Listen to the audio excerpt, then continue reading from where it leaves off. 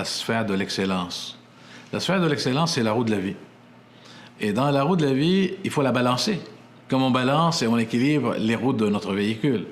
Parce que sinon, elle va être toute croche, et là, il va y avoir des hiccups, et il va y avoir des choses qui... Mais pourquoi ça ne marche pas? Mais parce que la première chose, c'est le côté financier. Êtes-vous à l'aise financièrement? Voulez-vous faire plus? Voulez-vous faire moins? Donner aux gens qui en ont besoin? Donc, l'introspection, une analyse. Pour vous, entre vous et vous-même. Est-ce que mes objectifs financiers sont...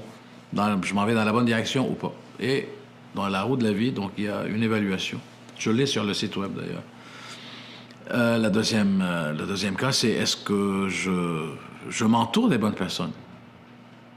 C'est fou, c'est vrai. Tu t'entoures de personnes négatives, ben, tu vas devenir négatif. Tu t'entoures de personnes qui t'encouragent. Ben, donc, est-ce que je m'entoure des bonnes personnes? Est-ce que je lis? Est-ce que je nourris mon esprit? Tu nourris ton corps, mais tu dois nourrir ton esprit aussi.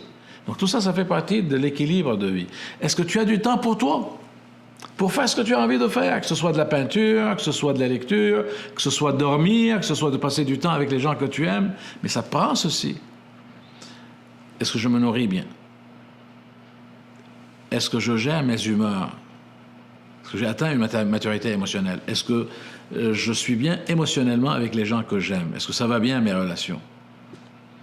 Est-ce que je sais comment ça doit être ou avoir l'air quand ça va bien ou quand ça va moins bien? Est-ce que ta raison d'être est claire? Je parle souvent de la raison d'être, de la mission personnelle. Alors, c'est sûr que quand tu demandes aux gens de faire cette analyse-là, mais ils voient que la roue de leur vie n'est pas bien équilibrée. Et entre autres, surtout, les gens sont devenus, la plupart, des workaholics. Ils travaillent. Mais pourquoi tu es en train de travailler? Pour qui? Pourquoi? Pour faire quoi? Maintenant, si parce que tu veux te prouver aux autres que tu es capable de faire quelque chose, ben, fais-le. Mais si tu vas réaliser que, attention, ta vie n'est pas équilibrée, il faut que ça te prend du temps pour toi, mais fais quelque chose pour. Donc oui, il faut prendre du temps pour soi. Faire ce que vous avez envie de dormir, relaxer, marcher, vous entraîner, écrire, faire de la peinture, faites tout ce que vous voulez, mais ça prend du temps pour soi.